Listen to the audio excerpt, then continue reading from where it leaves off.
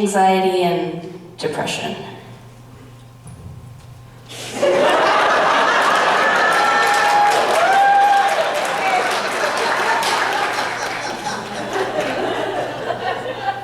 That was good, right?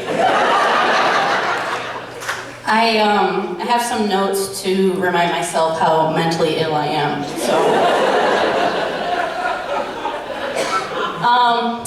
Like I said, I have anxiety and depression. That wasn't a joke, that's real life.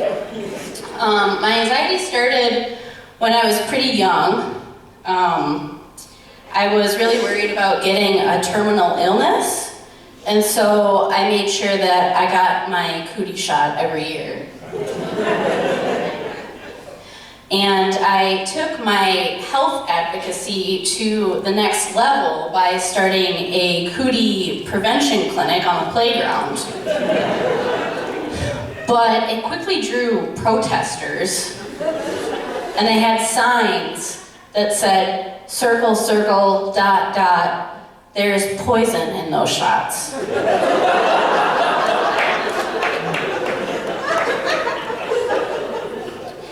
So when I was 11, my dad died, and I ended up in counseling after that. I was pretty distraught because one day he said he got my nose, and then he died without giving it back.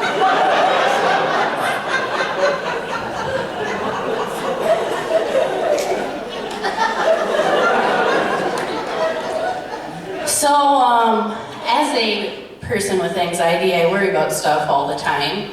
I worry about everyone I love dying in a freak accident, and failing out of grad school, and Donald Trump getting elected president.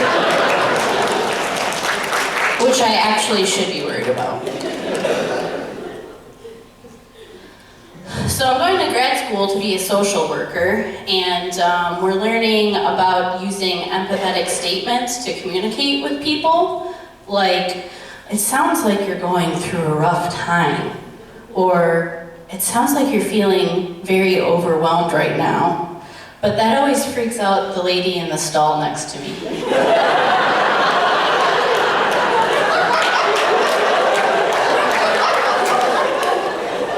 That was my favorite.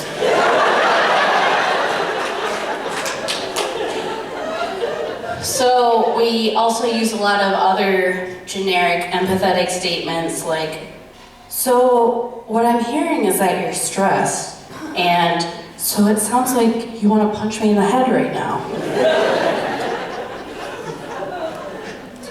One of my classes is human behavior theories, and we learn a lot about what makes people do the things they do, but I'm still waiting for the chapter that explains why I talk to my cats expecting a response.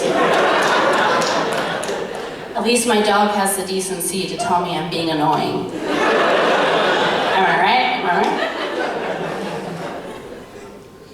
So I really want to be a therapist, but I'm also the type of person who really needs a therapist.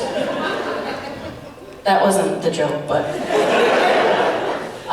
at $150 an hour, I can't really afford to see one. And that's not a joke either. There's no punchline, that's just real life.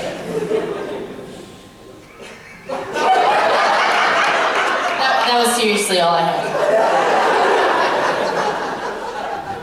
So I do end up counseling a lot of people in my free time, it seems, and I'm thinking that maybe I could get paid for it.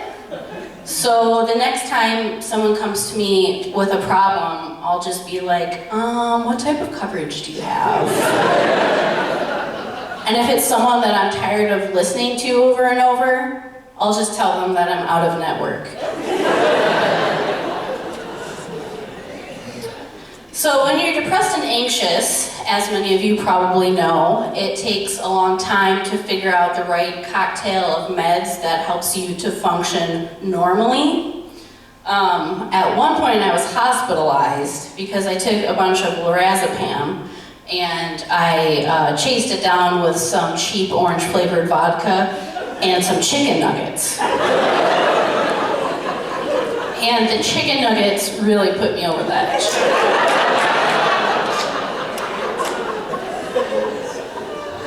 And the doctor in the ER was so judgmental. He said, if I just added a salad, I would have had all the major food groups. And I was like, dude, I'm sorry, we can't all cater our suicide attempts to your CrossFit diet.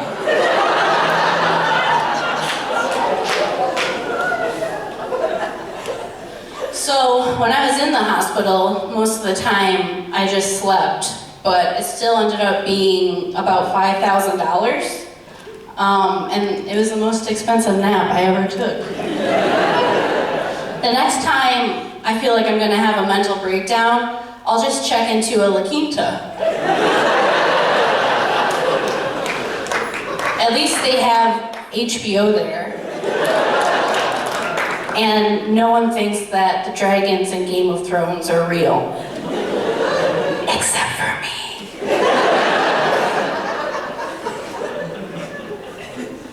So I had to go to an outpatient program once I got out of the hospital, and they had us watch a lot of really dated, terrible self-help videos. And I don't know what's being worse, being suicidal or watching a therapist with a gold chain and visible chest hair talk about how you can rub satin on your face to feel less depressed. And he was wearing a satin shirt in the video. I think he took things a little too far when he started singing Stayin' Alive, but I did appreciate his optimism.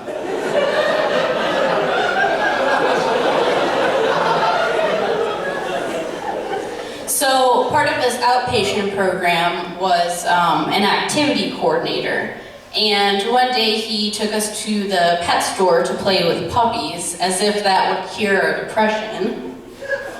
But the puppies actually ended up being way better therapists than the people at the hospital. And they had nice, cuddly fur coats instead of satin shirts.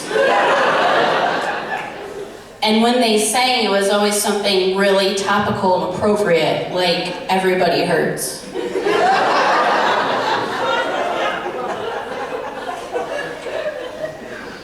So another part of this program was a dietitian, and it's pretty weird to have someone tell a group of suicidal people to eat more leafy greens and get more exercise.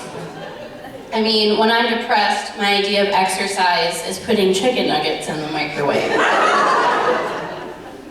But I don't mix them with vodka and lorazepam anymore because I can't get my prescription filled. Because I got kicked out of the hospital for setting fire to all of their self-help videos.